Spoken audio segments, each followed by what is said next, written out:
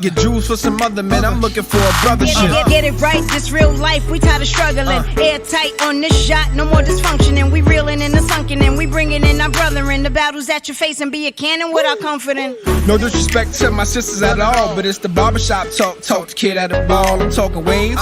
And just a little hustle to get paid. And just a little game.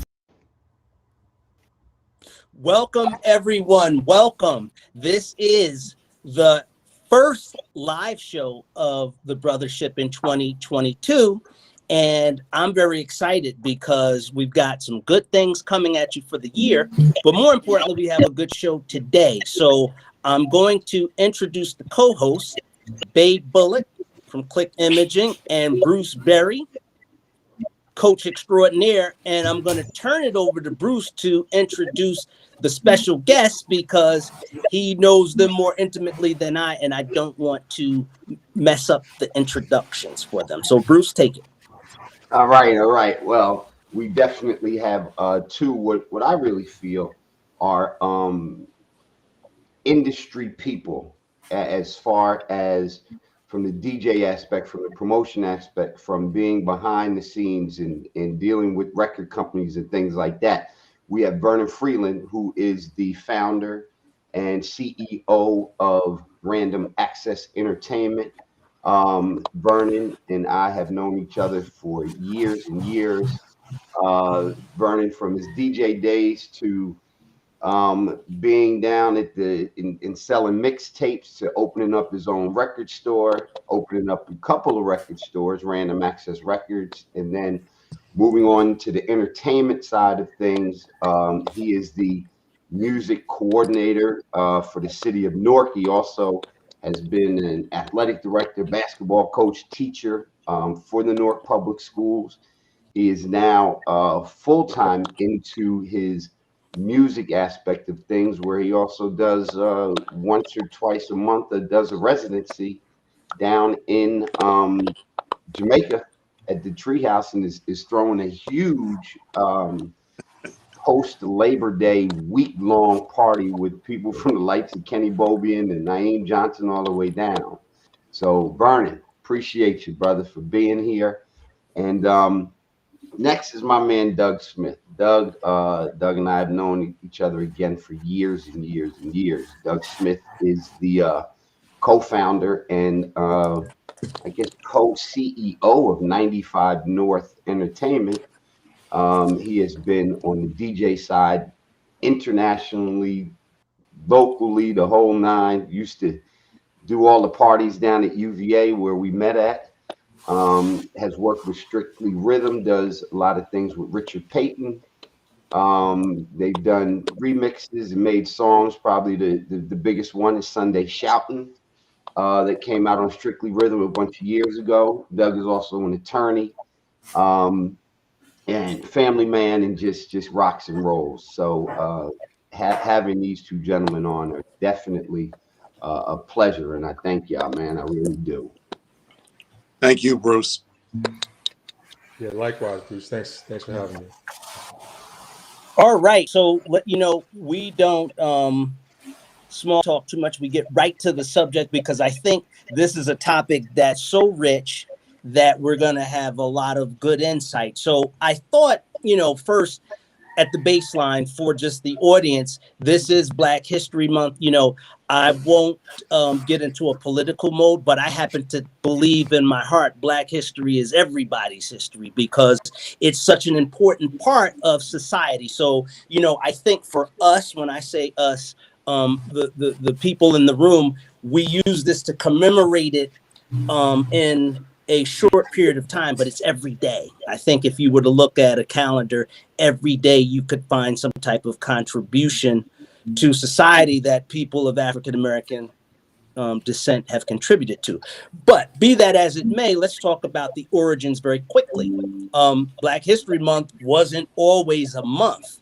Carter G. Woodson, who was a historian who we call the father of Black history, started actually Black History Week as a commemoration of our achievements in America in February of 1926. And over time, as we had more consciousness and, dare I say, pride in our achievements. We've made it more of a celebration of achievement. So with that, that's the baseline.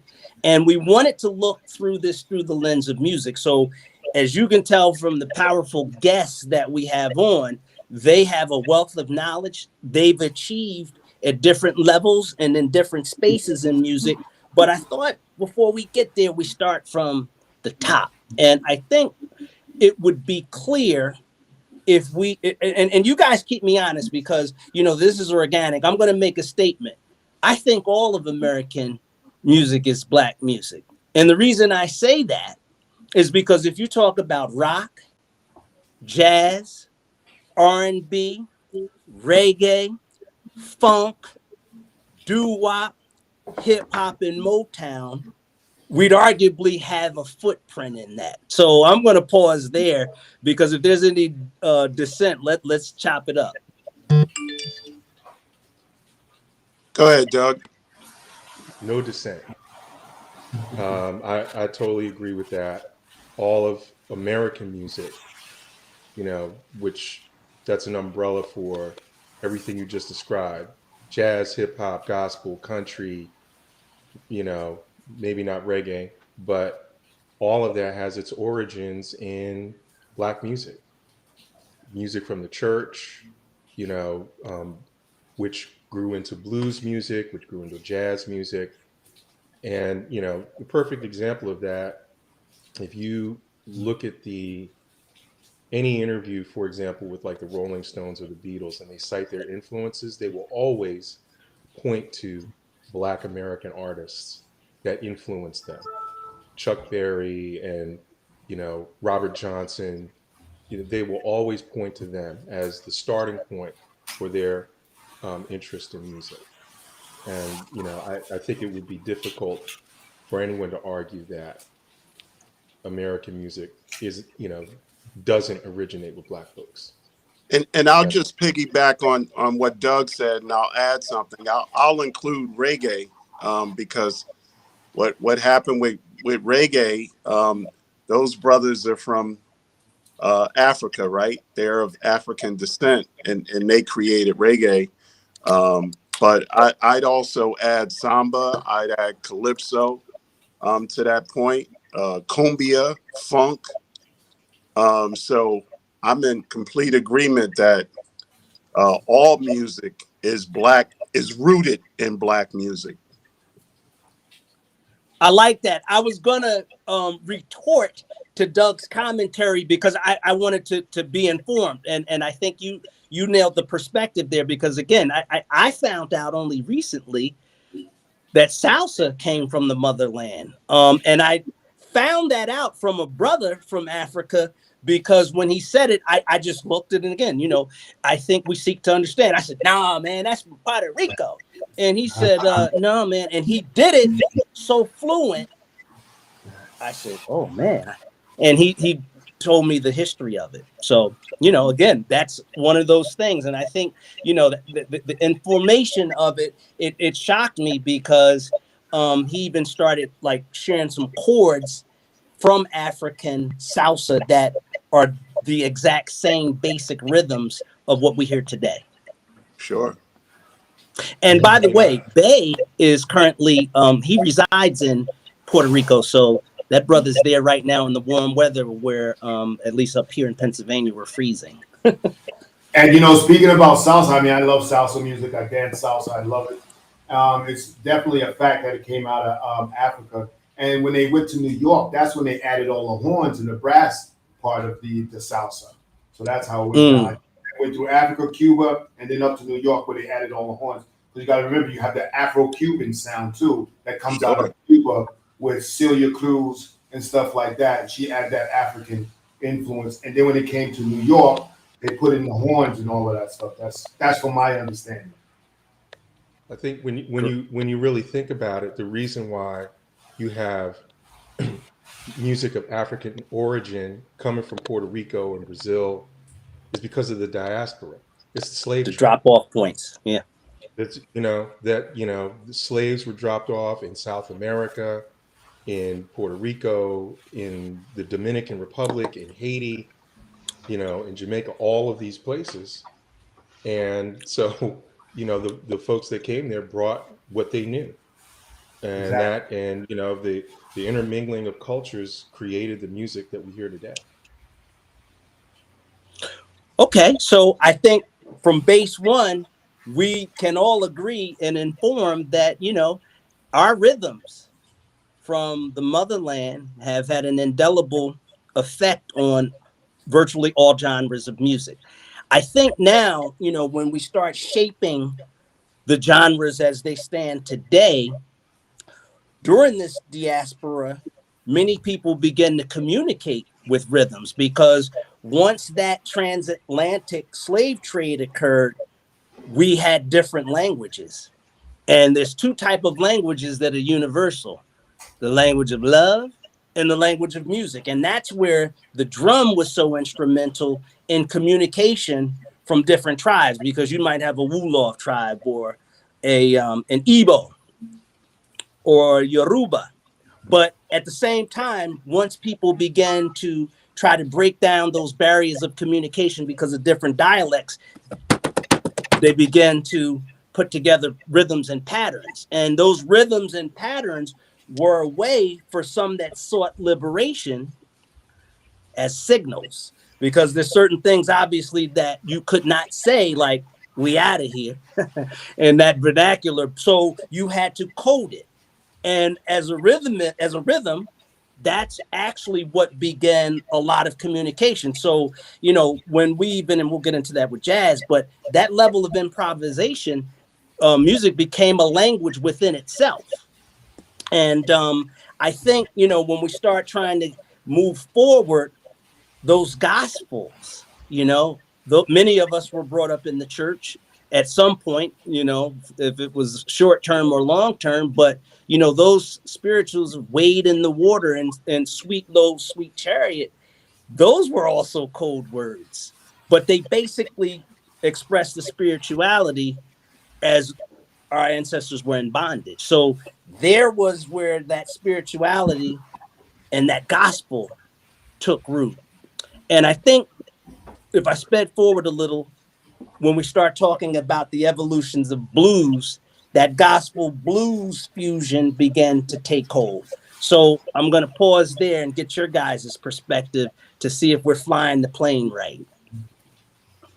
So I'll jump in. So I think gospel was obviously rooted through the church, and I think the blues part of that came because, you know, through the hardships that we were dealing with, we learned a way through music to tell it, and not so eloquently as we did in the church, but in a different way, a more real perspective. A real perspective, right? Not in the good book.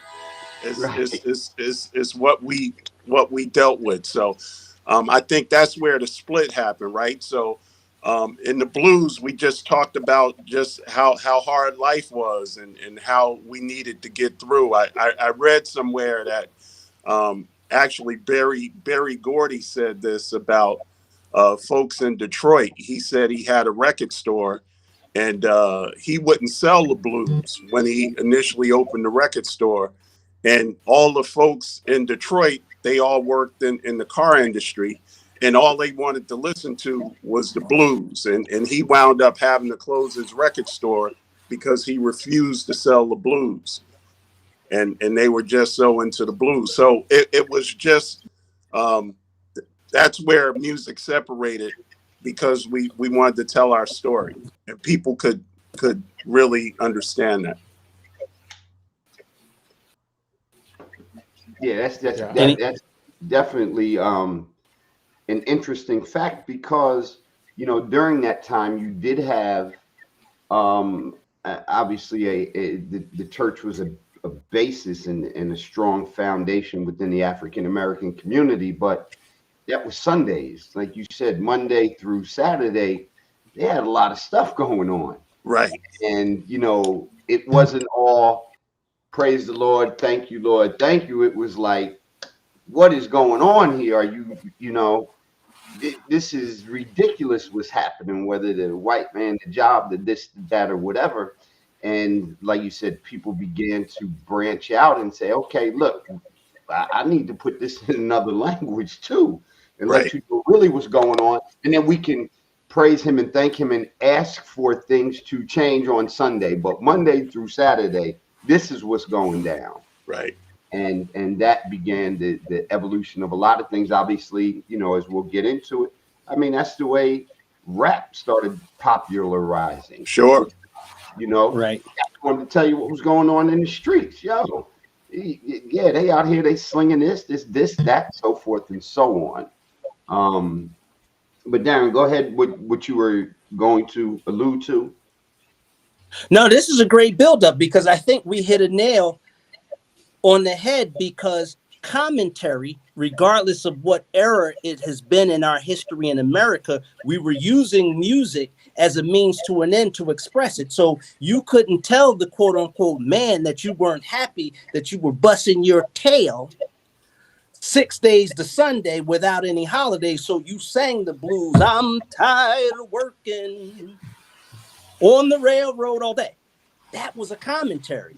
And through our history, and we'll get into it with the James Browns and the Impressions and some of the other, I'll say, conscious R&B, that was the thing. So as early as that, and I'm going to speed the train up because that's where blues came from. It was an expression of a condition, because I never liked blues growing up, because when I heard it, it sounded sad to me.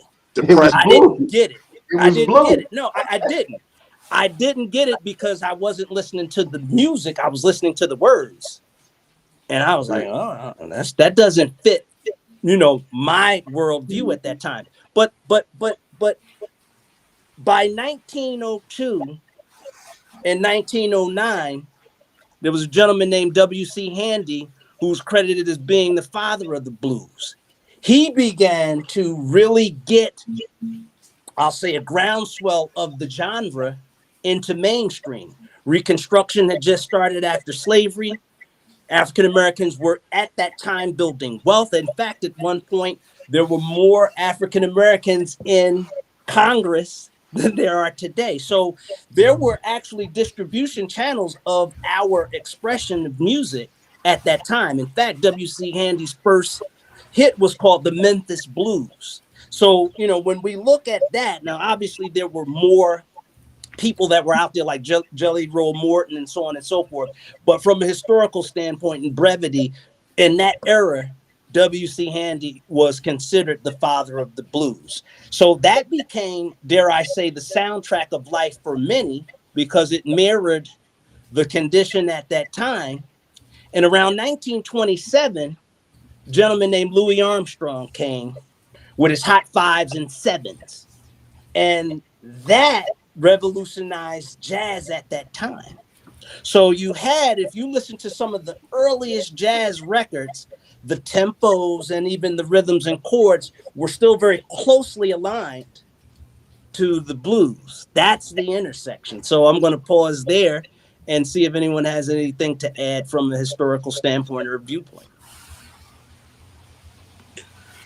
I know you nailed it. Yeah, you banging it out the park, man. You knocking them out the park. Well, I think we're going to get there, because I think for the audience, some people have never heard this. So I'm just going to go through a timeline. So we get this jazz, and Louis Armstrong actually was, I'll say, he revolutionized it, but we can't forget some of the other folks like Duke Ellington, one of my relatives, a guy named Count Basie. You know, those were people that started making more composition and making, we'll call it big band, but it was still an element of jazz. Now, at the same time, from the blues route, we go off into jazz where there's more instrumentation and formulation of chords, but we still had blues as a seminal part of people's music. And Robert Johnson is also very seminal in the blues movement. Okay. So between that 1927 and 1930 era, that's where you had the mainstream of music. So you've got people going to church religiously. You still have that influence. You have jazz and you have blues, as I'll quote unquote say, our music. Now, right, wrong, and different, our history has always been one of struggle. And obviously, you know, during the 20s and then in the 30s, we had a depression, and we still had segregation because after Reconstruction, politics and policies were made as barriers to entry into the mainstream. And then we get a lady called Billie Holiday, Lady Day. And she began to actually bring into her communication social issues.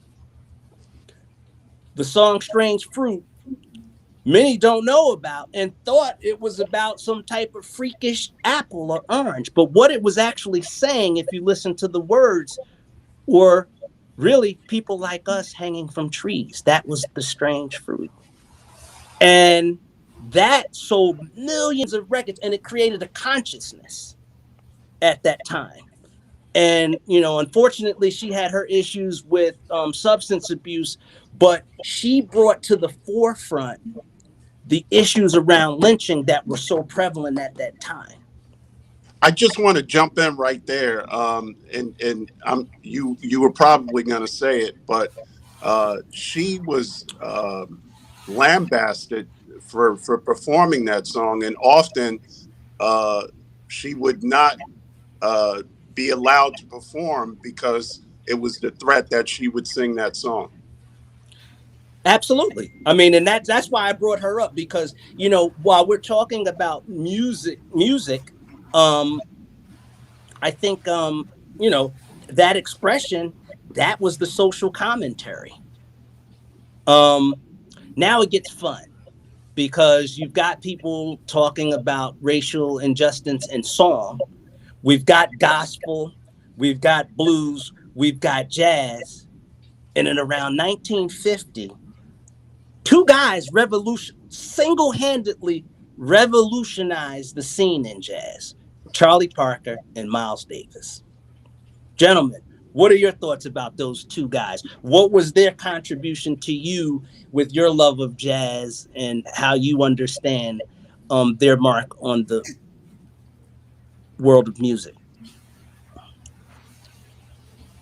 Well, admittedly, with Charlie Parker, I'm still learning. My dad was a big jazz fan, and when he passed, he left me his entire jazz collection, and I only just recently started going through it within the last year. And so he's got a whole Charlie Parker anthology. But you know, at least with respect to Charlie Parker, I mean, and Miles Davis, they both not only revolutionized their respective instruments. So Charlie Parker with the sax, right? Miles Davis with the trumpet.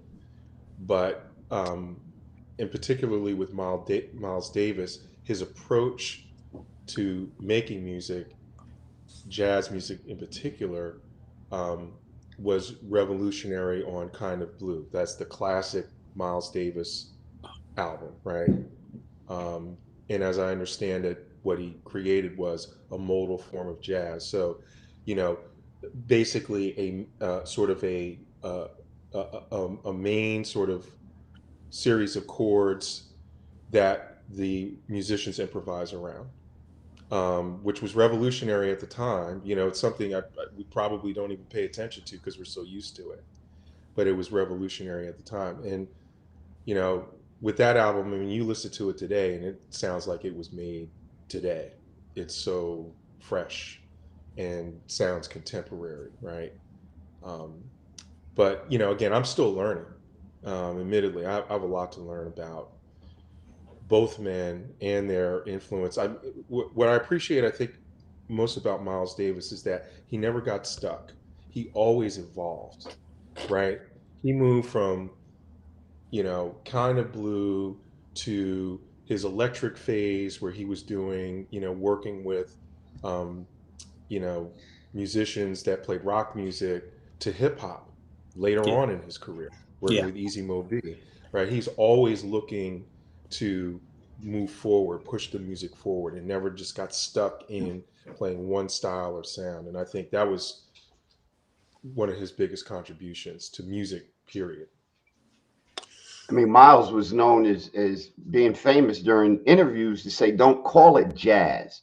He said, "That's a label." He said, "Don't call my music jazz. That's a label that you all have put on this thing." He said, "I call it a creation." And he said, "Everything that I create every day is something different. So I'm not falling into a pattern." But getting into that, the whole jazz thing, jazz even brought out individualism in everyone, where you have the breaks. Okay, and it's just the 5-minute drum solo, it's the 5-minute bass solo, it's the 5-minute piano solo, to all come back together to encompass them all, but it was still all individualism. All right, brother, you go ahead, you know, take it away, you know, and he's on the bass and he's just rock don't. That's his own expression of things. It is not necessarily following the musical side of it. It's following the cadence of what they're in, you know, in that 2/4 type step, but he's doing whatever he needs to do to express his own self. And if you obviously have watched jazz and when they go on their solos, eyes are closed, sweat is dripping, they are in their own world, but it's still all encompassing when they come back together.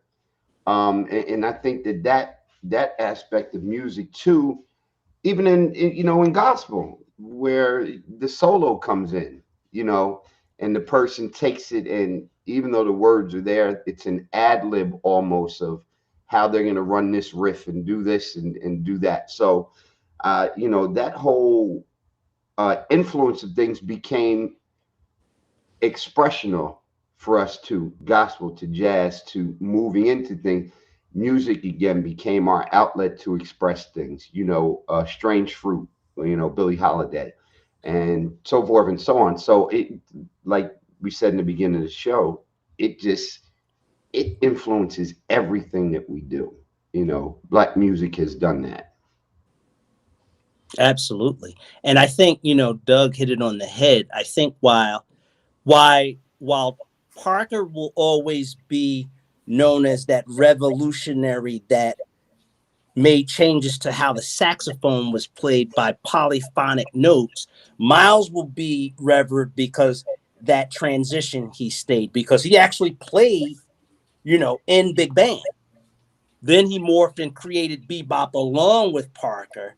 Then he went into fusion and then all type of other stuff, you know. So you take Kind of Blue, then you look at Bitches Brew, then you look at Sketches of Spain, and then you look at, you know, some of his last work, Amandla, which was a monster, man. I mean, if you got to listen to that to get an appreciation from his starting point to, you know, where he played to his last days, to see just the completeness of his mastery, you know.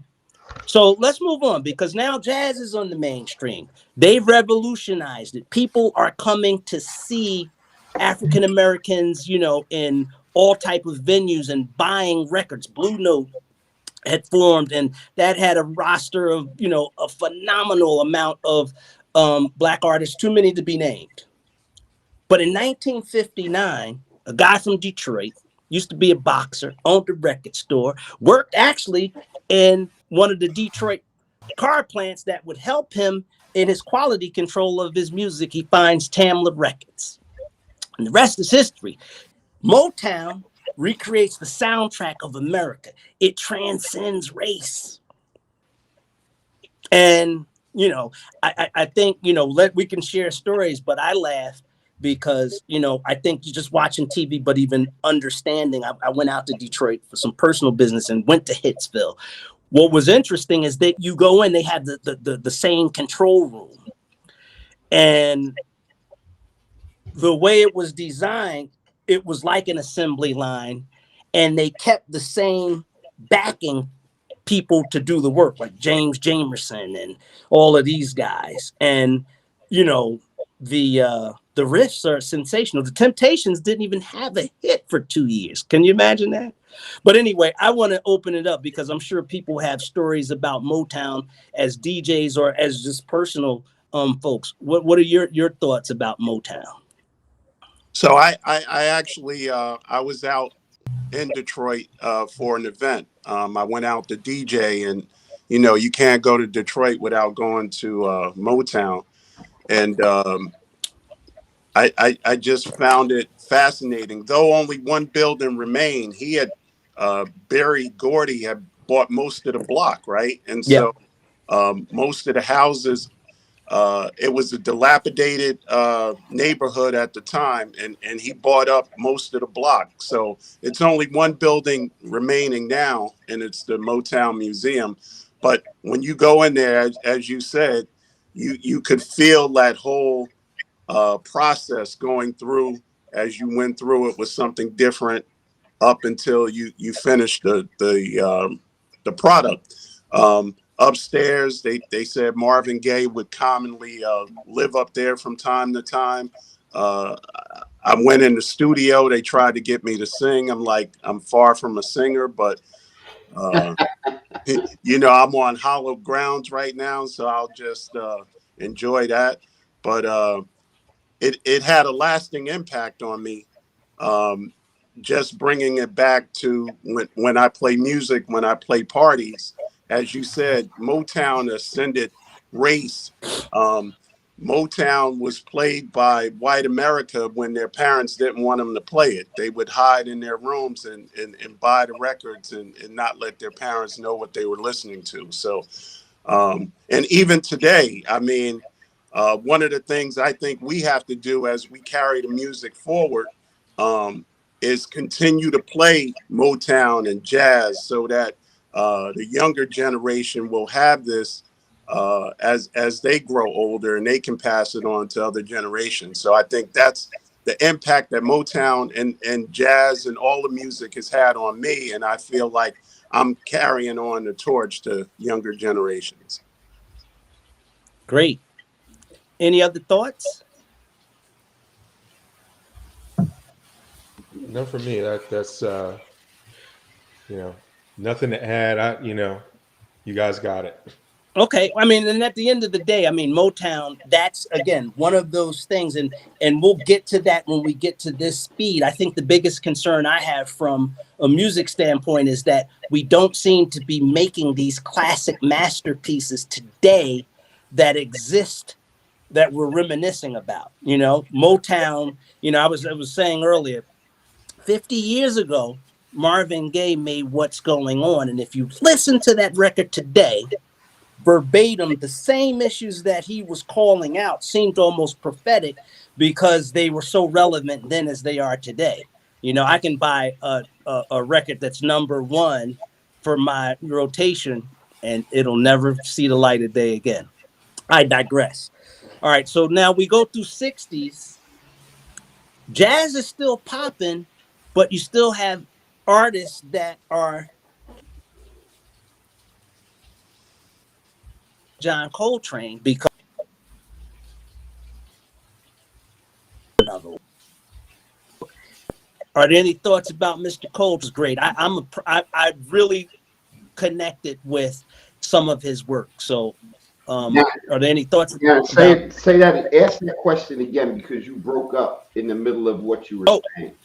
I was mentioning John Coltrane changing jazz after Parker and revolutionizing the tempos as well and going away from bebop. And I just wanted to know if anybody had thoughts about him, because he really was a great musician and he was trying to do the same thing I think Miles was in terms of forward movement, but he just didn't have time. He passed away a little early. Yeah, I think it's exactly what you said. It was just the evolution of things. It is as anything that we do, anything that there is, there's going to be forward progress. So, you know, Charlie Parker and Miles and everything. And then here comes Coltrane, who said, well, we're going to elevate this one more time.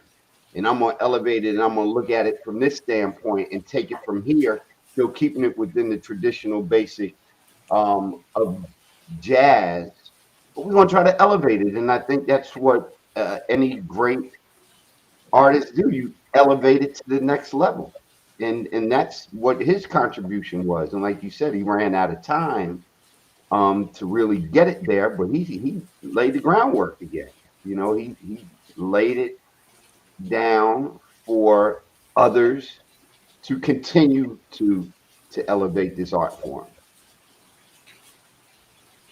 Okay. And before you leave the, what we say, the 60s, we also got to talk about, you know, Chuck Berry's influence too, how he changed everything. I'm taking it away from jazz and going to rock and roll now, you know, because we influence so many things. And what I was going to say before, not only does the music influence society, but the dress, the hairstyle, everything. I mean, it influences everything when an artist comes out there and they take over society for the length of time they have, you know? Spot on, Bay, and I apologize because I wanted to speed up and I neglected that. And you are right. As the architect of rock and roll would say, Little Richard, they invented it, you know. And when we talk about rock and roll, the three seminal figures in my mind are Chuck Berry, obviously, Little Richard, and people don't give him the credit that is due because of, you know, the optics, but Ike Turner is credited with the first rock and roll record called Rocket 88. People don't know that as far as, you know, music history. So those three guys, when you look at the Stones, the Beatles, and any of the folks thereafter, took those riffs and tried to run with them. So I think you bring a good point up. Yeah. Some serious creativity, you know, it's amazing. It's amazing. You know, when you think about it, how being oppressed so badly, but still that creativity just comes to the top. You know what I'm saying? Absolutely. And while I speed up, because I want to make sure we get to the current stage, you know, in the 60s, that's when we had so much social commentary. James Brown, I loved him. I got a chance to see him when I was a little kid, and I remember it like it was yesterday. You know, he was a bad dude, man. I mean, the music, forget the music, because it was always on the one. But, you know, Say It Loud, I'm Black and I'm Proud was number 2 on the popular charts at one point. You know, I think we can't lose sight of that. You know, I think, you know, when we talk about bringing gospel back, before the resurgence of it, Aretha Franklin comes along in 1967. You know, and she was the daughter of a prominent preacher who didn't actually want her to sing secular music. So had they, you know, won the battle of keeping her in the church, we wouldn't have ever gotten that gift from her. Now, to be fair, before we get back, we have no conversation can be left out in terms of rock and roll from a pioneering stage if we don't talk about Jimi Hendrix. Because after Berry, he comes along, left-handed guitar player, which is rare, and turns it out. And again, he didn't have enough time. He passed at 27. But, you know, nobody was doing what he was doing. I remember hearing a story, I think it was of Clapton, you know, who was pretty much a disciple of him. He went to hear him and got scared the first time he heard him because he couldn't believe what he was seeing. So, you know, he was left-handed. He was left-handed, but remember, he used a right-handed guitar. He just turned it upside down. That's what it was. He didn't have one designed for him. He just flipped it around and just put the strings in different directions. You know, that right there is off the chart. Like, who would even think of something like that? A left-handed man. Right. All his knobs, all his control knobs and volume knobs are at the top. At the bottom. You know, if you look at any of his videos or any of his pictures, the knobs are at the top. It's just like, wow. You know, and be able to, you know, just destroy it the way he did. So let's move into the 70s, because now we're getting some meat, because arguably the 70s, you have a few different things going on. In 1971, funk blasts on the scene. You got Sly and the Family Stone and Parliament. In 1973, You get a guy in the Bronx playing around with some turntables, start scratching, Cool Herc. We get the fundamentals of rap. But then at the same time down in Philly, you got two guys that are making some music called Gamble and Huff. How did that impact you? I know how it impacted me, but I want to ask you guys, because now I'm living at this point. How did all of those things impact you? Well, yeah, because they came within a 3 or 4 year period. Yeah. So, I mean, if it was one better than the other, I mean, obviously we all, with the exception of Bay, began playing music, and those were arguably things in our collection at one point or another when we first started. So what are your thoughts? For me, my entry point into, like, you know, being a fan of music other than the soft rock that I would hear on AM radio was Parliament. Okay. My first album was Parliament Live.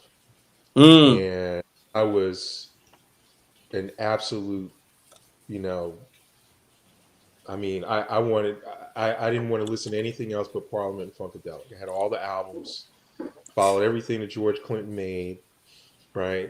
And I was familiar with the stuff that Gamble and Huff was making because I'd hear it on the radio, on BLS. You hear it all the time. Frankie Crocker would play those things, right?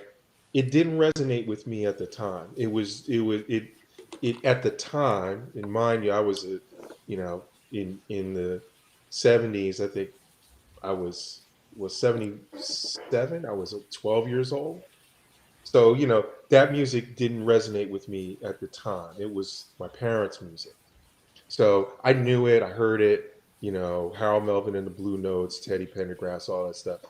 I didn't develop an appreciation for it until later, but I was exposed to it, right? And then hip hop, obviously, when hip hop came along, I mean, now I was, you know, Bruce will tell you because, you know, he knows me, but I was like, I mean, when hip hop came along, I dove headfirst into that. That was, you know, what I wanted to, you know, I mean, that was my thing. Hip hop, Parliament, Funkadelic.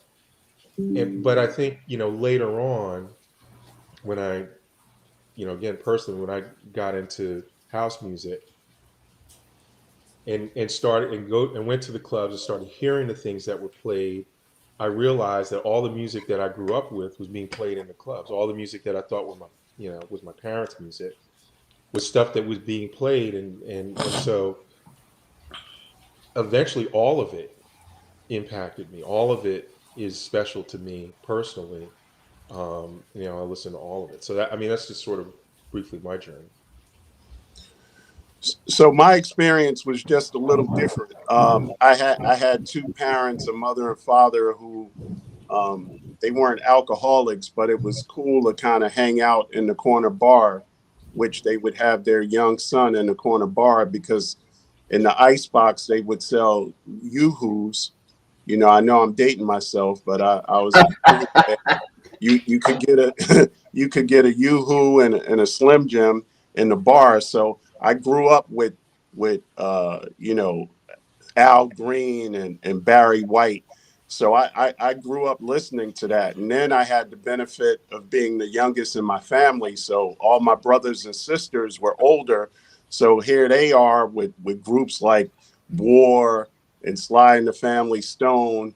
And, you know, I was getting an invaluable lesson that I didn't know about that just really created a basis for who I am today. So I got those rich roots from my mom and dad and my brothers and sisters. And it was just, I didn't have a choice. It was just kind of ingrained in me, and it paid off. It's crazy too, because the 70s were great because you had disco and you had hip hop. And remember the necessity of we got hip hop or rap because we couldn't get into the discos, if you remember back in the day. And the brothers took it to the park. And remember, the DJ was the man back then. So you guys were all the men back in the 70s, you know, and the MC was just hyping up the crowd, but the DJ was the man.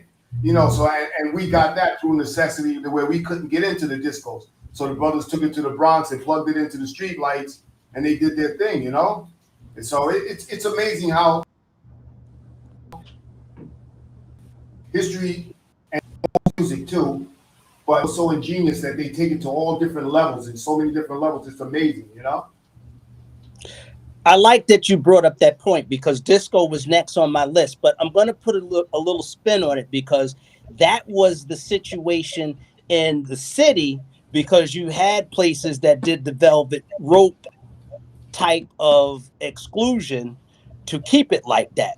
But see, over in Newark, a dude named Al Murphy opened a joint up called Zanzibar, and then you had another guy named Reuben Johnson that was opening places. So actually, when disco became popular, and I'll say 76, 77 to be exact, that's when you started seeing places pop up, you know, like Shanique's, the new, you know, Paradisios. Yeah, Paradisios and things of that nature. So on our side, and actually, I feel like I want to just burst out and get into that history. But actually, some of the best acts that became legends in the house music scenario were playing in Newark. Tony Humphries, he's not from Newark, New Jersey. He actually came to play because they had a system that was almost as better than the, you know, the best system that's out there. And these guys know what I'm talking about. That would have been the garage. But I digress. I want to speed it up now because the cat's out the bag. So we get this fusion of funk. We get this disco. And we get, you know, Gamble and Huff. And now, like you said, people started making their own music because of society. Now, let me, before I go tie this in a bow, the 80s became an era from a genre standpoint. Now, this is my opinion. You probably had the most richest genres come out across the board because you had neo jazz, I'm going to call it, which was kind of, you know, that Kenny G stuff. You had alternative come out. You had grunge come out. You had reggae get a resurgence in the mainstream. It wasn't invented. I'm not saying it was invented, but Marley, after his passing, you know, after they reconfigured Island Records and got his estate straightened, the distribution of his music hit our mainstream, and it went worldwide. And then you had house, you know, like we could argue about the origins of house. I lived in Chicago for a while. I'd be telling them, no, you didn't start it, you know, and so on and so forth. So, you know, it's potato type of thing. But I think at this point in time now with music, you have R&B that's, you know, come out of a different space through all of those origins. But house is what got the majority of these people. It was a bug that made them do and collect and, you know, play for people. And it wasn't necessarily house music, because what we found out as we started playing for audiences, it was a culmination of everything. So let me stop there, because we have our own unique stylings. And as DJs now, since we're at our point of entry when we got in this game, how did you guys approach it? Did you play what was popular? Did you try to mix up your set and play with new things? How did you approach it when you began? I mean, I'll start that. I mean, Vernon was getting it in back in the early 80s as DJ Loose Joints down at Rutgers University on Bush campus and getting it in. But when I got into it, and like Doug was saying, he was more of a hip hop head, and how we met, he was doing a thing, and I said, yo, you ever heard of club music? Because that's what we called it up here. We called it club music. We didn't call it house music yet. Marshall Jefferson hadn't come out with, you know, we hadn't really gotten a bunch of things from the Midwest yet. We hadn't gotten a bunch of Chicago stuff. That came like 85, 86. Where it started to drop. So it was club music to us, and club music was that infusion because we had our own Jersey sound. You know, we had people who were making things, but you know, the Gwen Guthries of the world, and and we took a little bit of that Philly sound and we put it in. We called it club music, so it was more of that. We playing that love is a message type stuff, you know, love sensation and things like that. And then we were grabbing stuff out of New York. So in Jersey sort of created its own sound. But yeah, you started introducing. I mean, Doug still says, I don't know. I think so, but we sort of, I've heard him say it in interviews with people that we started house music at UVA, because UVA was a hip hop and go-go when you did the parties there. And I used to be like, Doug, come on, we're gonna play some club. And we would play it for like maybe the last 20 minutes. And people would be like, what? And then that graduation party we did one time, it was like, we ain't playing nothing else but club music. And people went absolutely crazy. So, and people questioning like, y'all bought house? Yeah, we bought club music to UVA. And then, you know, I ended up transferring to Alabama. But that was how I approached, you know, the whole house music, club music scene. So let me jump in, and I'm going to make it really fast, right? Because I lived this whole thing, right? Because I literally grew up in Zanzibar. I started going to Zanzibar when I was 15 as a club jock. You know, we would go over and hang out with Larry Levan at the Paradise Garage when Charades closed. We would go over there, but Bruce talked about Rutgers University in New Brunswick, and so I thought my sole purpose, even though I grew up listening to Rapper's Delight and Jimmy Spicer, Super Rhymes was probably my favorite record. But when I got to Rutgers, I thought it was my job, my position to make everyone a club head, right? And so Rutgers is the perfect place because you get North Jersey and you get South Jersey, and they meet at Rutgers University. So all the South Jersey heads listen to hip hop, and all the North Jersey people listen to clubs. So it was my job to turn all the South Jersey people into club heads. So that's what my whole purpose was. Every party we did, we tried to make it look like Zanzibar in the garage. And after the parties, we would, you know, go to Zanzibar in the garage and bring all that stuff back. And we had some success with it. You know, we turned some heads. But now that I'm older and I do this for a living, I don't do that much anymore. Whatever the people want to hear is what I play. Okay, Doug, what are your thoughts? So, you know, when I got into it, I was hip hop. That was my thing. You know, I wanted to play like Grandmaster Flash. I wanted to, you know, do the Adventures on the Wheel of Steel routine. That you know, that's what I wanted to do. I cutting and scratching. Bruce knows that. It's time, Mick. It's time. Right. It's time. It's time. It's time.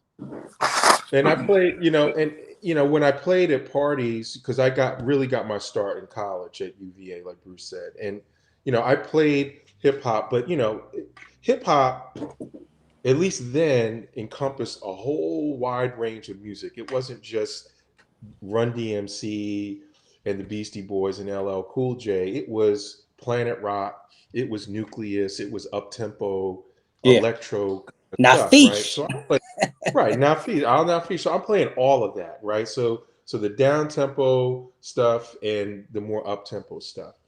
And I'm playing the music that I grew up with in New Jersey.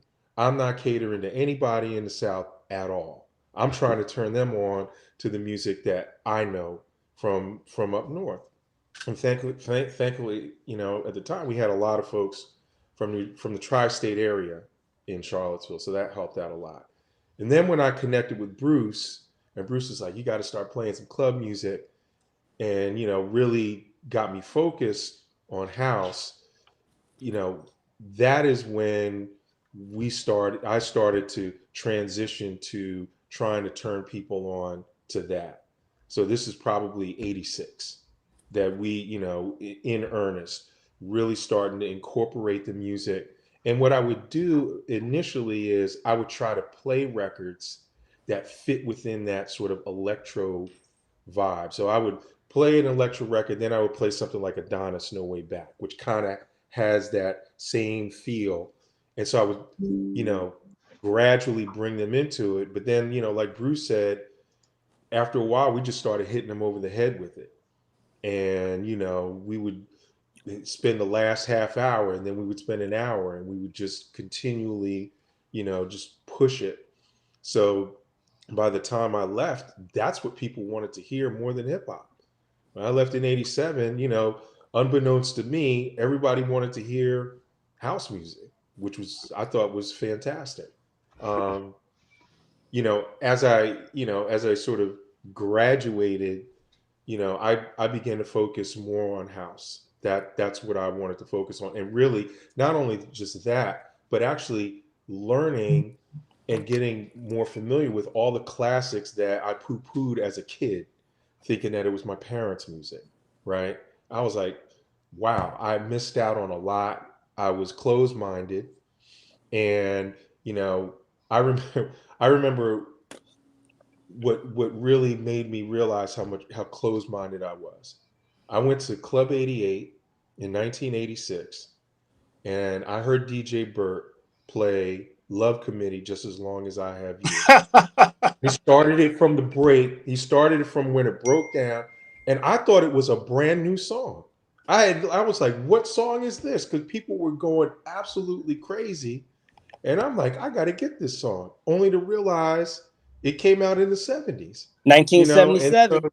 On the flip Right. side, So, Law and Order was on the flip side.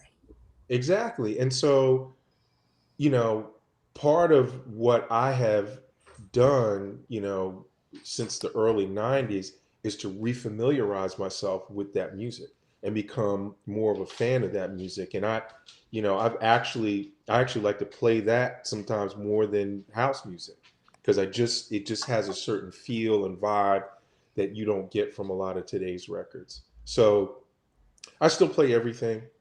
I'm going to, we have a Black Alumni Reunion weekend in April at UVA, and I'm playing an event there, and I'll be playing hip hop because that's what they know and that's what they expect me to play. But, you know, what I normally play now is house and club music. But I can play everything. That's the thing. I come from an era where you played everything. You weren't just a house DJ or just a reggae DJ or just a hip hop DJ. You played the whole range of things. So I can play anything if I have to. But my preference is to play house and club. So. Wow. So let me tell you my odyssey very quickly. And it's a little bit different because I started playing probably around 13 years old. I'm from Newark originally. I learned on BSRs. And then I wanted to get equipment. My dad was like, look, you play instruments, you won't stick with anything, because I always had my hand in something. He said, get a job. You get a job, I'll pay for whatever you can put up. And I cleaned pinball machines, cigarette vending machines, pinball machines, and jukeboxes. And that's when I got my first B101s. And I look back at that and for you listeners, I mean, I got to go technical. That actually helped from a mixing standpoint because it wasn't actually a direct drive. And at that time in the late 70s and early 80s, people were still playing live instruments. So you had to know those breaks to make the adjustments if you were trying to ride a mix, or else it was going to come in like a train wreck. Yes, so that's how I actually learned. So I actually went to Florida A&M. So when I went down there, they wasn't listening to nothing. And I kept saying, because you had to stay on campus the first year, I was like, I'm a DJ. They was like, yeah, right. So I would bring my tapes, you know, on the I think it was the winter break or whatever. I said, I'm bringing my equipment. And they were like, yeah. So anyway, 85 comes and I got my stuff. Now, interestingly enough, I grew up in the Week Wake section. Kevin Hedge made my first pair of speakers for me. So everybody knows who Kevin is. So I go down to Tallahassee. I got my stuff. I said, there was no Band-Aid approach. I didn't have any hip hop. It was all house. The closest thing I had to rap was maybe COD in the Bottle, probably. I'm just thinking everything was house. So in the grand ballroom, the first party I gave, 3 people came. So my friends were like, man, you ain't no DJ. I said, listen, it's gotta take, man. So I just looked at it very cerebrally, like most things. Where the people from Detroit at? Where the people from Chicago at? Where the people from Baltimore? Because they knew about some place called the Octagon or whatever. I said, that's where I have to go. So I started kind of cultivating it. And I got to a point where it just blew up. I did something.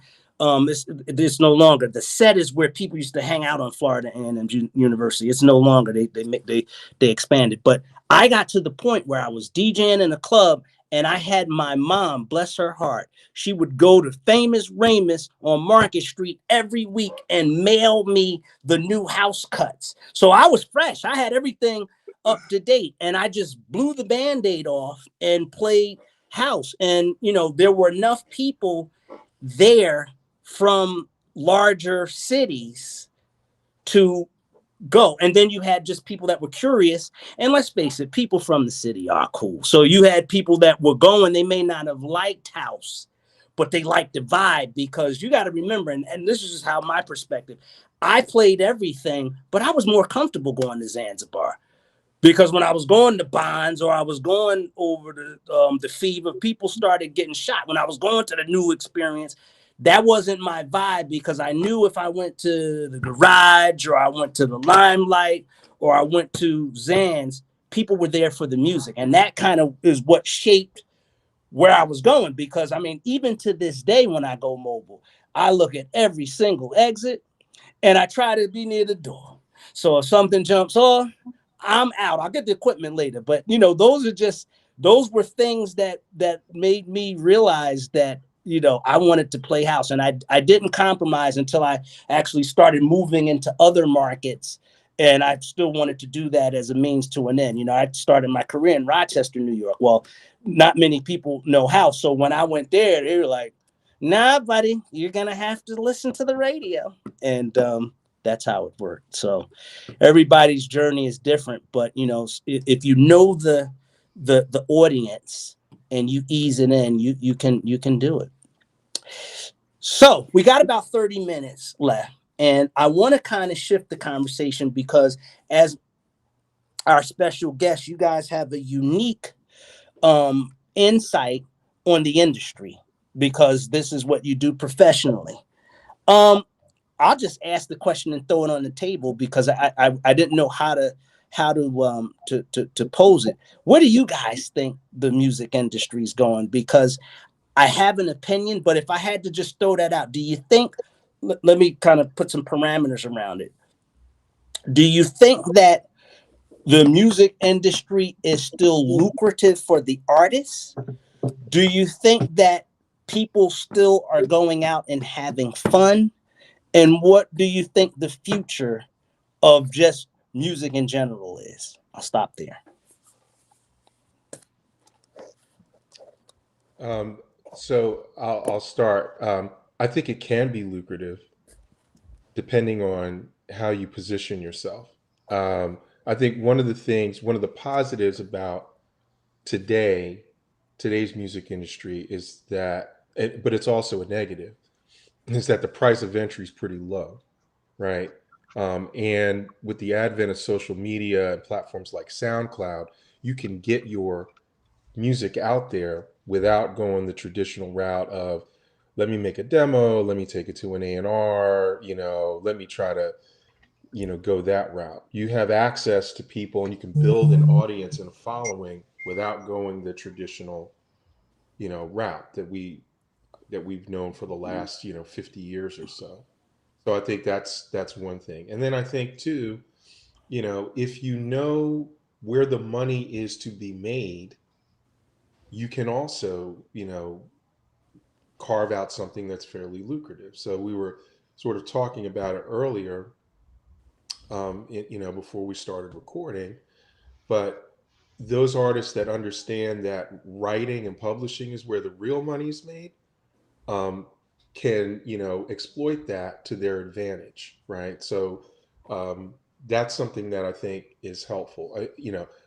I don't know how you all feel about it, but the idea that you're going to make money from selling records is, to me, fantasy, with the exception of a few people that can sell, millions of copies of, digital works. You know, I don't think that we're going to see an era again where we're going to have people that are not Jay-Z and Beyonce, and folks and Drake sell millions of records or even 500,000 records, and the reality is that historically that's not where the money's been made anyway. The money's really in writing and publishing. That's where the money is. And so if you understand that and you can exploit that and you can retain ownership of, the mass create, and you can keep, the labels out of your pocket when you're going on tour or developing merchandise, stay away from a 360 deal where they have their hands in every bit of revenue that you bring in. It's possible for you to carve out a place, but honestly, it's hard. It's hard. I was telling Bruce this the other night, I don't do it professionally anymore. It's more of a hobby. But I don't know what that was. But when I started making house records in the early 90s, I was telling Bruce this the other night, we were signing records to Strictly Rhythm and Emotive, and this sort of not a obviously a huge major label artist story, but we could sell a record to Strictly Rhythm for $1,500 and Emotive for $1,500. We could turn in an EP and get a $1,500 check for that. We might not see any money after that, but we could, get $1,500, and our vinyl record might sell 4,000 or 5,000 copies. And so we could actually make some nice pocket change on the side just by signing those records in the early 90s. Now I don't know of anybody that's making money doing that. I mean, on the dance music side, maybe the bigger names like Louis Vega and some of the others, but I don't know of any label that's actually paying advances for music. I could be wrong, but I don't know of any labels, house music labels that are paying money advances for tracks. So it's hard. It's definitely harder, especially harder in the house music realm. But it's not impossible to make money. Wow, that's great insight. I mean, I think if I internalized it correctly, you're saying that the barrier for entry is low, but the model's changed as such where you have to think of innovative ways to increase the engagement, because the actual selling of the product probably won't be lucrative. That's exactly right. That's exactly right. Now you can, I think again with this model, if you're say a SoundCloud rapper and you develop a following on SoundCloud, right, and that may be leverage for you when you negotiate a deal with a major label potentially. But you've got to think about other ways. I mean, when you think about these artists today, they are trying to monetize everything that they do. Merchandise, concerts, you name it. They're everything they're trying to monetize everything, because they understand intimately that I have to do that if I actually want to make money at it, because I'm unlikely to get a big advance. And even if I do, I may not recoup the advance from a record label, right? And then the sales may not materialize to the point where I can actually make money. So you got to hustle. That's the bottom line. You have to hustle in a way I don't think you necessarily had to hustle in the golden days. That may be an exaggeration, but I think you do have to hustle a lot more. Doug, I want to follow up on this because you said something intriguing. And if there are young aspiring artists out there, I'd like you to share some nuggets for them. And I know you mentioned some things around the model, and we know that historically in the music business, Black artists in particular have been, I'll say, exploited, for lack of a better term, either through lack of knowledge of the actual um, um, channel of distribution and ownership and masters and things of that nature. What would you advise someone, because everybody, if they are not trying to be a basketball player or a music artist, that seems to be a lot of things that people are pursuing right now. What would be the best advice you would give someone that would be embarking on a career in the industry?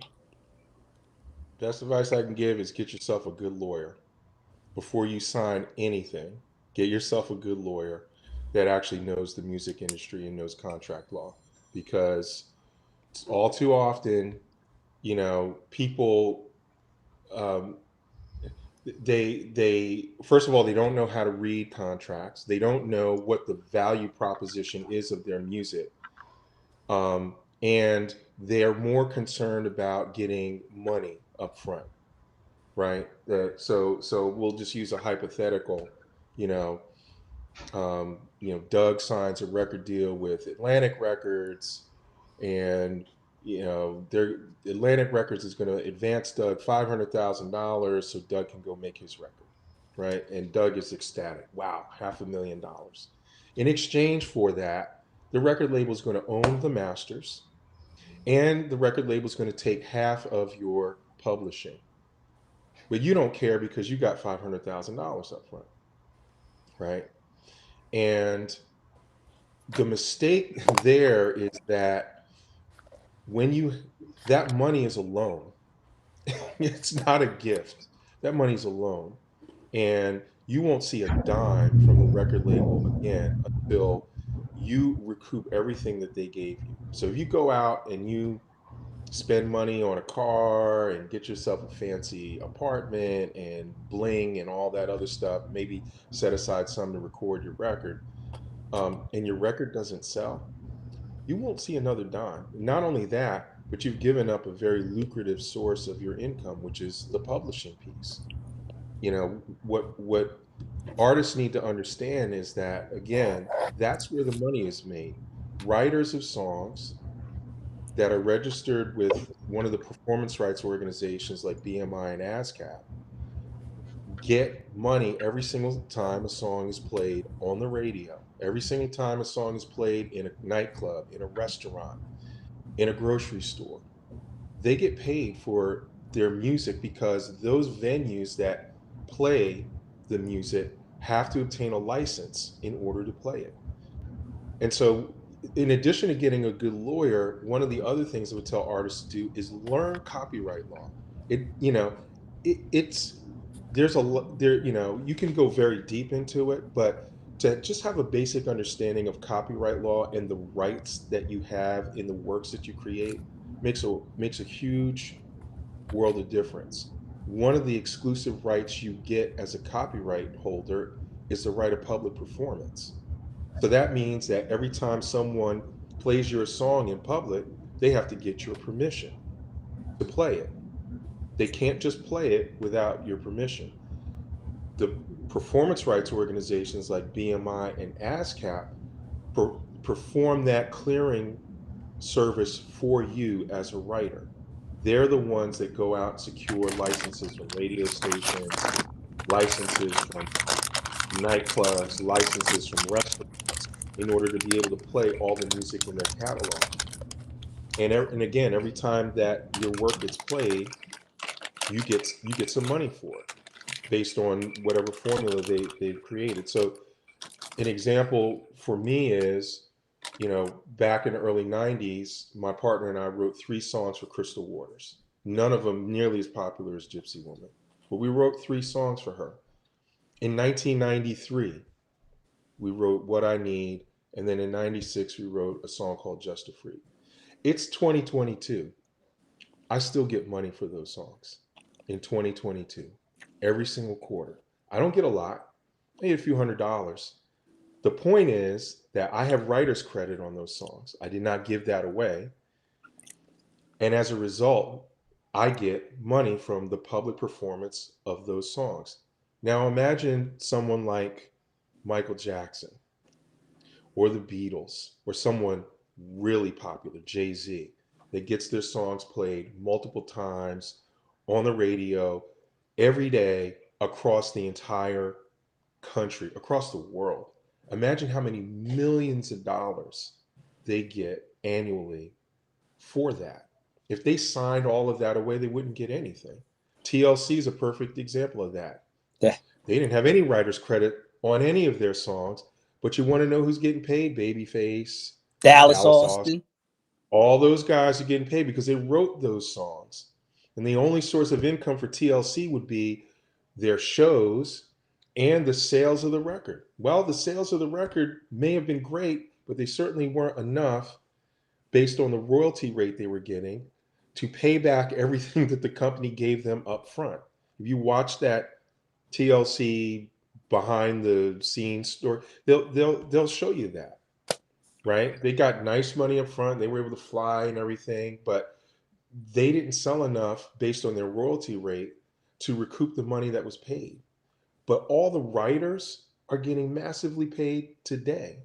And so if you understand that about your work, then you're more careful about what you're giving up when you sign with someone, and you're less focused on, you know, whatever money they're giving you up front as an advance. Now, I'm not saying it's unimportant, but it's not nearly as important as making sure you own the rights in your music. And then the other point I'd make is that a copyright lasts for your life plus 70 years. So it creates a legacy for you and your family, right? I mean, so, you know, if you're a successful artist and you own all the rights, the writer's credit and the publishing, just imagine that. It's yours for your life, and then after you die, another 70 years. That means your family can make money off of that forever. Michael Jackson's family, or whoever owns the rights to his music, going to make money on that music for the foreseeable future. Same with Prince, right? Same with all those artists, because those copyrights survive for a long period of time. So you just have to understand where the money is and not focus so much on selling records, because that's you know, that's part of where the money comes from, but there's a reason why a record label wants part of your publishing, because they know that's an evergreen source of money. They will always get money from that. Your record may never sell again, but if it gets played on the radio hundreds of times a day across the country, they're always going to get money for that. So. Wow. You know, thank you so much, Doug, for the thorough explanation of it, because I think that, again, someone that's aspiring to get into the industry should minimally take heed to this. So I'm glad we're getting it out in the universe. So again, I appreciate this. I have another question, obviously, since we've got you. And there's been a trend lately of A-list artists selling their catalog. Is there a specific reason for that? Are they just deciding to cash in? I just wanted to get your perspective, because I think Legend, Springsteen, and a few others have decided to do that. What's the thought process behind that? It goes to show you what's valuable. They're selling their, you know, what did David Bowie sell his catalog for? Like $50 million or something like that. I don't know. Like which was kind of light. I thought it would be more. Yeah, tens of millions of dollars.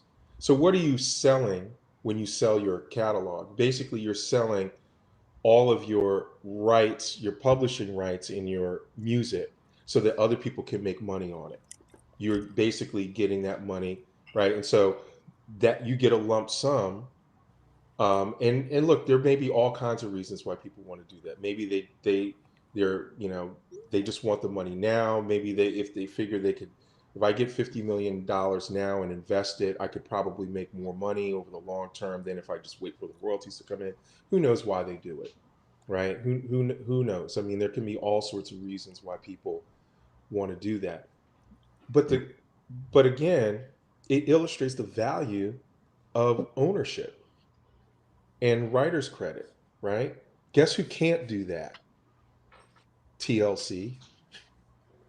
They can't do that. They haven't written their songs. They don't own any publishing in their songs. They can't do that. We were talking about Whitney Houston earlier. Whitney Houston, saying, I will always love you. Well, she doesn't have any writer's credit in that song, but Dolly Parton does.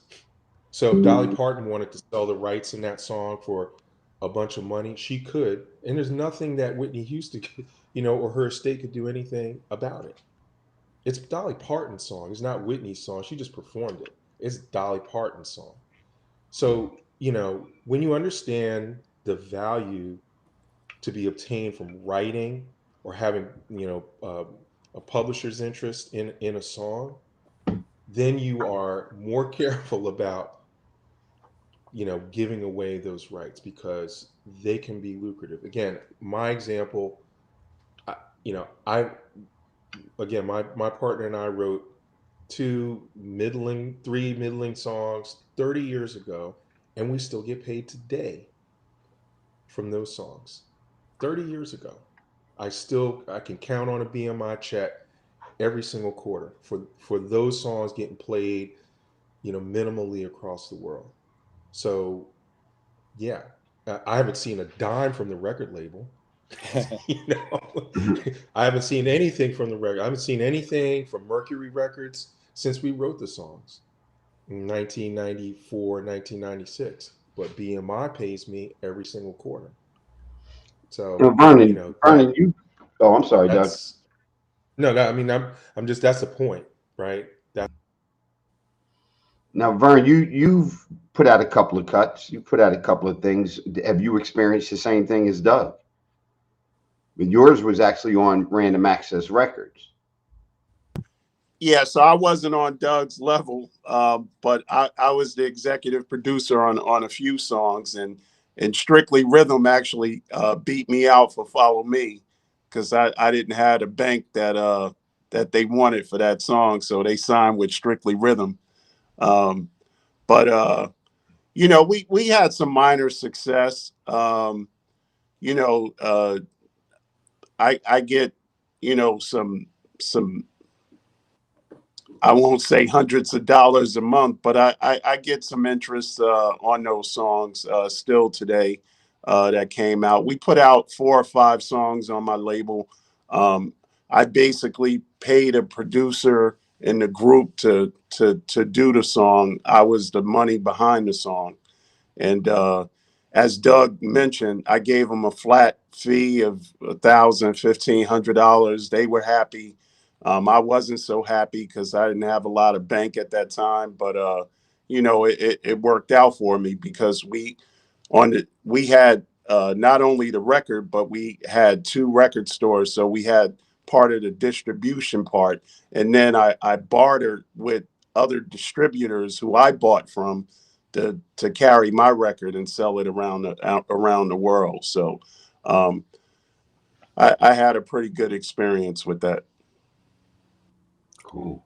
Wow. Again, like I said, I think this is great. And what's interesting is that an artist that we didn't talk about that shouldn't be left out of the conversation, Prince, in my opinion, one of the greatest performers of all time, tried to tell young artists each time he won an award. If you remember, the thing with Slave, the media made it, kind of a goof, but he was making a point and trying to educate at the same time. Therein lies the genius of Prince. But the things that you just articulated, I can remember in some of those shows as he picked up his awards, trying to explain it in very simple terms, the way you did, yet we still have starving artists.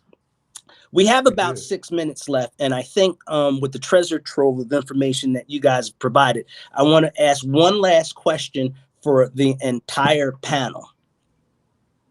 What's going on with music? Now, the reason I'm asking this, and again, I may be an elitist. I've been listening to music for over 50 years. I look at what I have in my library that still is relevant, that still can make me do my thing and my two-step and my spin, you know, and put the baby powder out.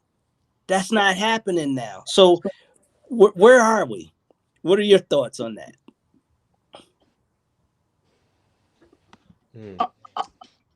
I'll start it off. You know, and this is maybe contrary to the panel today, but I have to say part of that is age. You know, the hey, listen, and I'm older than you, right? And this is what I'm saying. Part of it's age. You know, it's just a different era, and you know, like we had a different era, like our parents had a different era. It's a different era, and it's maybe we don't understand it. And I play some of the current music, and because I play it, I don't really understand it. I can play Dreams and Nightmares by Meek Mills, and people will go absolutely ballistic. And, you know, I'm like, what's going on here? So I think part of it's age. And I think you have to look far and wide for good music today. Fair. Doug, what say you? I agree with what Vernon said. I think part of it is age, and you know, if we're honest with ourselves and we think back to the music of our youth. Let's just take hip hop, for example. You know, I remember having conversations with my father, who was a huge jazz head, who had, you know, the radio dial stuck on WBGO every day. And he would say, that's not music. You know, that's, you know, it's garbage. And, you know, this is just taking James Brown, you know, and, you know, and I took it personally, like, this is my, you know, you don't know what you're talking about, right? And I think that there is some truth to the fact that every generation just puts a different twist on music, and the previous generation doesn't understand it, and you know, tries to poo-poo it, but it means something for this generation. And I will say that, you know, my own kids love the music that I play because that's what they grew up on every time I was in the car. But my kids will play things for me that, you know, on site I would say, I'm not interested in that. That's Right. You know, that's but they'll play things for me and I'm like, wow, that actually has some musicality to it. The lyrics are actually saying something, you know, there's something there. And so, well, I think we have to be open-minded about, you know, the music that's coming out today. Now, that said, I think that honestly, the real issue from my perspective is the radio. They just don't play a diversity of music anymore. It's all programmed. It's all the same thing. You don't have a Frankie Crocker who could play a whole range of music to, you know, help you become a fan of just music generally. I mean, I learned about the Talking Heads from Frankie Crocker. Remain in light. Right. You know, the Police from Frankie Crocker, all, you know, all of these artists. And, you know, radio doesn't, you know, just regular radio doesn't do that anymore. It's very narrow. Then the other issue I think is that, you know, in today's society, everything is focused on the individual and everything is hyper segregated. So you can get into your own bubble and just listen to that, right? And not listen to anything else. And that's a problem. I think that, you know, like Vernon said, you may have to look for it, but there's a lot of really good music out there. There really is. It just doesn't get the exposure that, you know, through traditional channels that you know, you would hope for. But if you know where to look, you can find it. And that's the problem. I think you have to work a little bit harder to find it than maybe you did in the 70s and 80s, because, you know, you had people that weren't restricted to a playlist where they got to play the same 30 songs. You know what I mean? So that's my take on it. Bruce or Bay, thoughts? Yeah, just final thoughts. I think, it's how we say money rules everything. Somebody's mic is on. Get on mute. How money is just rules everything. And there are no more everything is programmed, without a radio station.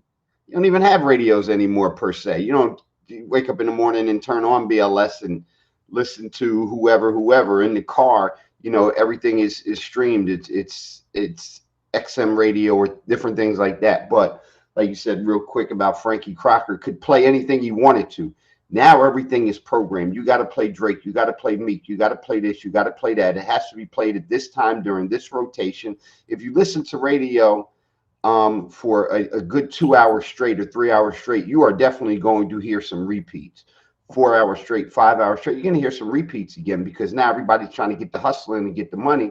The programming director is making money for the institution or their radio station, because they're getting paid, and advertisers are coming in because everybody wants to hear Jay-Z's new record or Kanye West or so forth. So I think it comes down to the money aspect of everything, and money rules the world.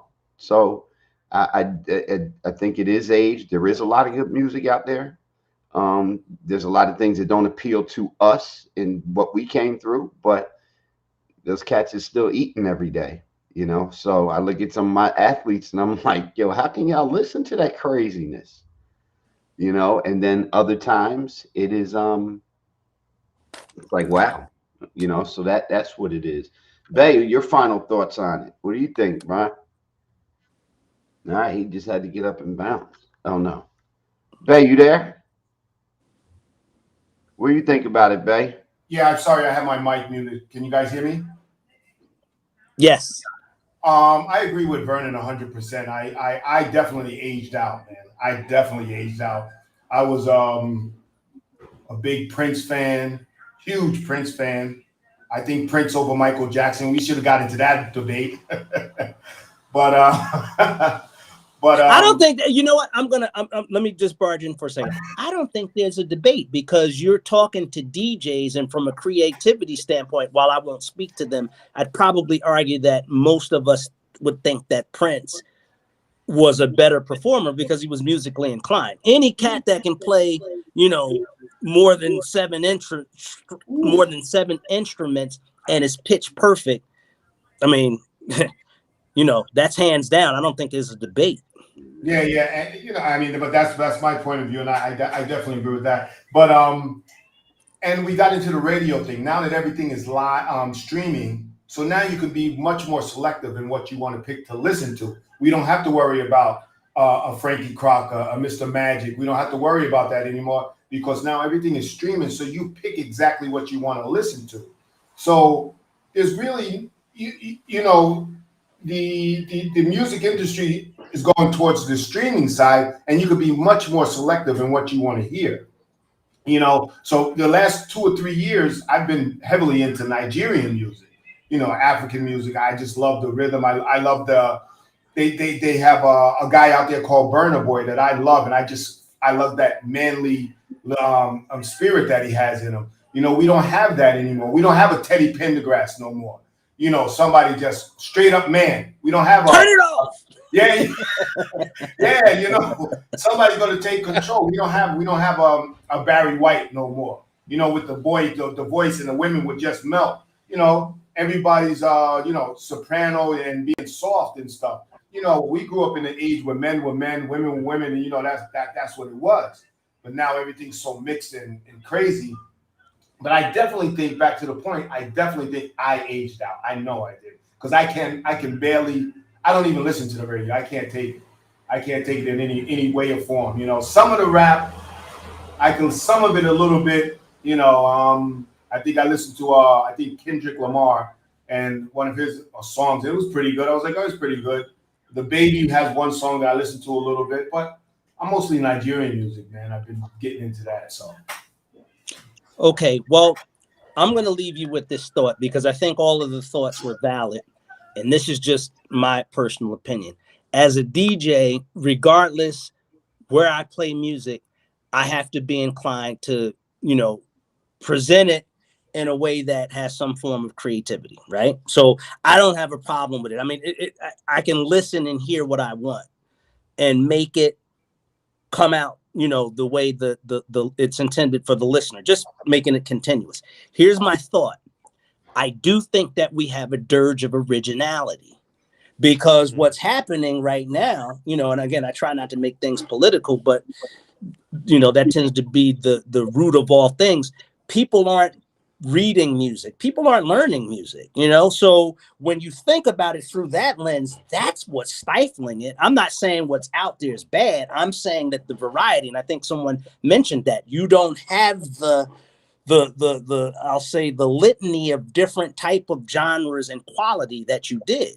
And quite frankly, if you have 5 and I'm going to indict the music industry to a degree, if there's nepotism, if you have 5 producers producing all of the content that's out there, you're going to have a limit of originality in the selections that's out there. So my point is, if there's any point to be made, is I think we have to push the youth to really get into art and more creativity, because right, wrong, and different, we have the capacity to leverage all of the technology, but we've got to get back to the basics and, in certain forms, let kids express themselves versus playing a computer game or something like that. So those are just my 2 cents.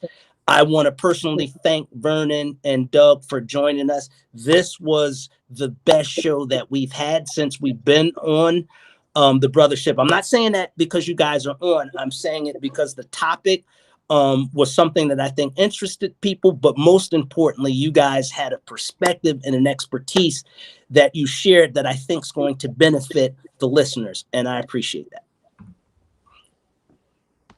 Well, thank you for having me. I appreciate this. This is a great discussion. Come on, so we help each other grow. That's how our communities blow. Yo, sub, you got a sec? I need the bill.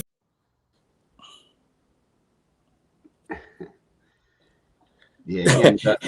Well, I think that was that remix. That was the remix. Yeah, we went a little over, but no, thank you. I really appreciated that. And what's funny is that Bruce always says, "Yeah, Doug, we've never met." So, and Bruce and I have been friends for 50 years. So, go figure. Yeah, and it's vice versa. I'm always like DJ. I'm surprised that you never came to any of the New Year's Eve things, or maybe you did. When? Where?